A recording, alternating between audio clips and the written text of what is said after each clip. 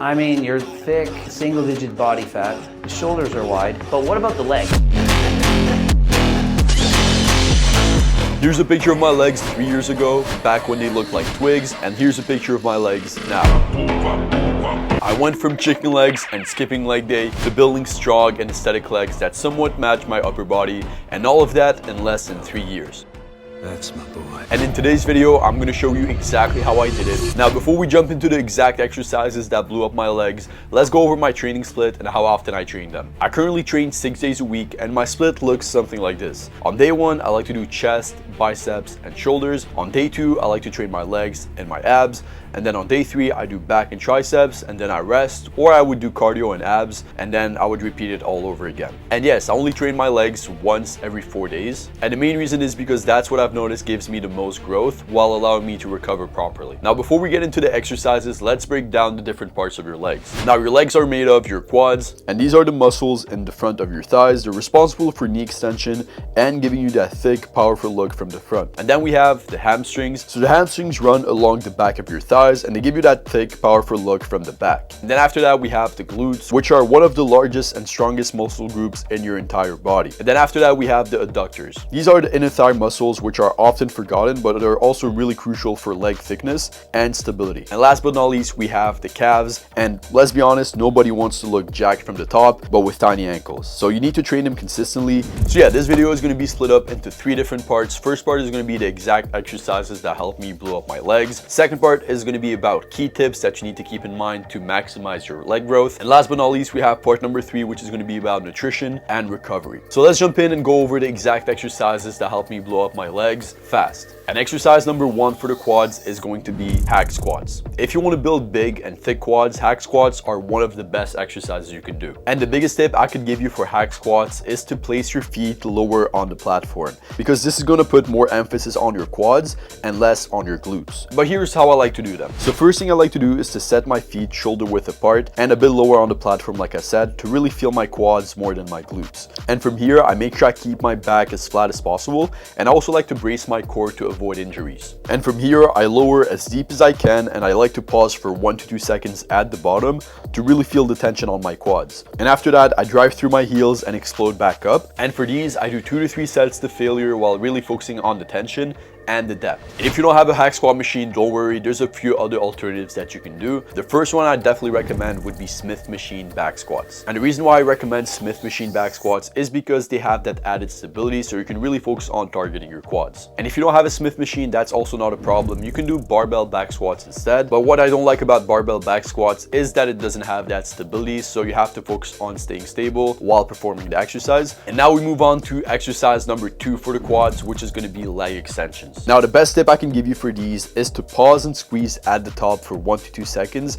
on every single rep. So first thing I do here is that I recline the seat a bit backwards so I can really feel more tension on my quads while doing the exercise. And then I adjust the pad so that it's right above my ankles. And then from here, I lower slowly while controlling the weights, and then I go back up again. And for these, I like to do 3 sets of 12 to 15 reps while also going to failure on every single set. And yeah, that's basically all I do for my quads. And now we move on to the muscle at the back of your thigh, the hamstrings. And exercise number 1 for the hamstrings is going to be Smith machine Romanian deadlifts. So this has been one of the most effective exercises for building thick hamstrings and glutes. But here's how I like to do them. So first thing I do is that I grab the bar shoulder width apart, and then I make sure that I have a slight bend in my knees, and I lower the weight slowly until I feel a really deep hamstring stretch. What I do recommend with these is to kind of imagine like you're pushing your butt outwards as you're doing it. This is how you're going to be able to feel that big stretch on your hamstrings. And then from this position, I like to drive my hips forward to go up instead of driving with my lower back. And yeah, make sure I'm controlling the weight throughout the whole movement. And for these, I like to do 2 to 3 sets of 8 to 12 reps while going to failure. And if you don't have a Smith machine, or you just don't like the exercise for some reason, there is an alternative you can do,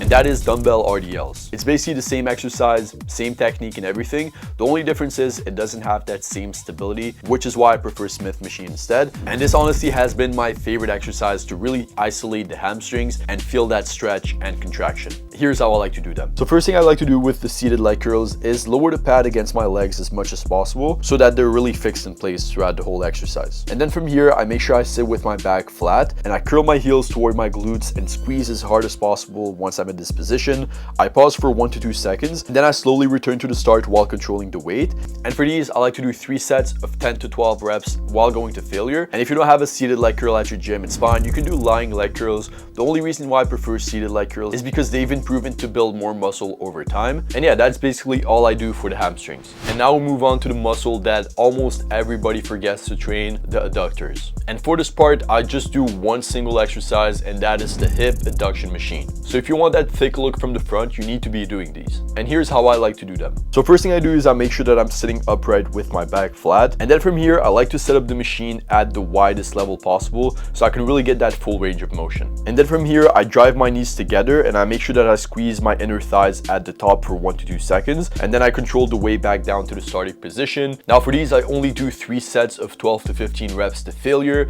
And on the last set, I like to do a drop set to really feel them working even more. And yeah, that's basically all I do to train my adductors. And now we move on to the glutes. Now I'm not gonna lie, I do skip my glutes quite often, but if I'm not skipping them, the main exercise that I do is the hip abduction machine. It's really one of the best isolation exercises for your glutes, and here's how I like to do them. So first thing I do is same thing as the hip abduction machine. I sit down and make sure that my torso is locked in. I push my knees out wide and hold the contraction at the top for 1 to 2 seconds, and then I slowly return to the starting position, pause for 1 to 2 seconds once I'm at the bottom, and repeat the movement again. And the main reason why I like to pause on all of these exercises that you've seen me doing is because I want to make sure I'm not using any momentum. And also you feel the stretch and contraction even more while doing the exercise, which results in more gains over time. Now for these, same thing, I like to do 3 sets of 10 to 12 reps, going to failure on every single set, and I like to do a drop set on the last set. And yeah, that's basically all I do for my glutes. And now we move on to the part that everybody skips, the calves. Now for the calves, the exercise that I've been spamming recently that has really worked for me is the standing calf raises. And here's how I like to do them. So for this exercise, I like to use the 2-second rule, which means every single part of the movement will last 2 seconds. So if you do the math, every single one of your reps should last for 8 seconds in total. And the reason why I like to do this exercise this way is because I've seen a bunch of people just bouncing the weights, and you're not going to be able to grow your calves this way. And for these, I like to do 4 sets of 10 to 12 reps while going to failure on every single set. Now, if you don't have a standing machine calf raise at your gym, you can definitely do a seated one. So it's basically the same thing. Make sure you're using the same movement. And if you don't have any of the machines, you can use a Smith machine as well. So yeah, that's all the exercise that I do for my legs. And now we move over to the 4 key tips that made a huge difference in my leg growth. And tip number 1 I can give you is to really focus on the stretch and the squeeze on every single rep. Make sure you're not just throwing weights around, whether you're doing RDLs, hack squats, or even leg curls. You want to make sure you're in control throughout the whole rep, because the more you feel your muscle, the more it's going to grow. And now tip number 2 is to train to failure, because if you never push close to failure, your legs are not going to grow. Trust me, I know how hard it is, especially for legs, but if you really want to see that growth, you need to push yourself to failure. And like I said, I prefer to do machines for legs, and the main reason is because they're a lot safer to go to failure on. You can just push yourself as hard as possible without having that fear that the weight is going to drop on you, or without having to worry about your form breaking down. Tip number 3 is to progressively overload. So if you're using the same weights for 3 months in a row, that's why you're not growing. In general, for your muscle to grow, it needs a reason to adapt. So for progressive overload, there's actually 3 ways to do it. Way number 1 would be to just increase the weight over time. Make sure every single workout you're pushing more and more weight.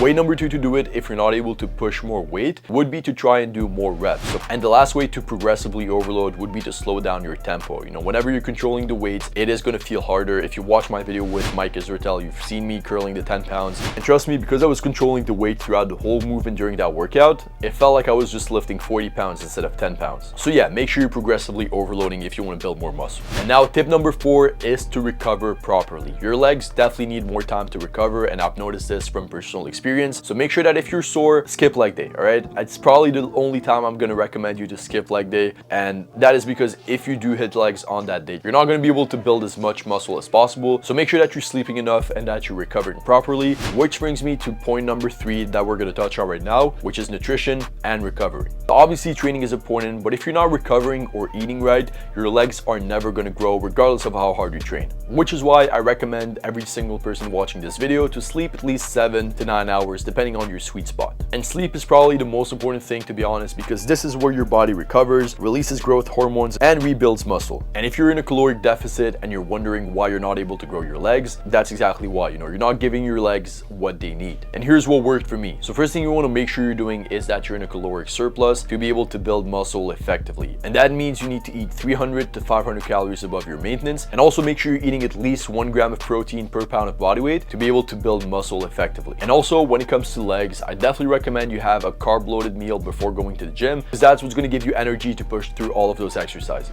And yeah, that's basically how I grew my legs fast over the last 3 years. If you find this video helpful, make sure you like the video, subscribe for more, and let me know in the comments what type of video you'd like to see next. As always, really appreciate the love and support. Love y'all. Peace.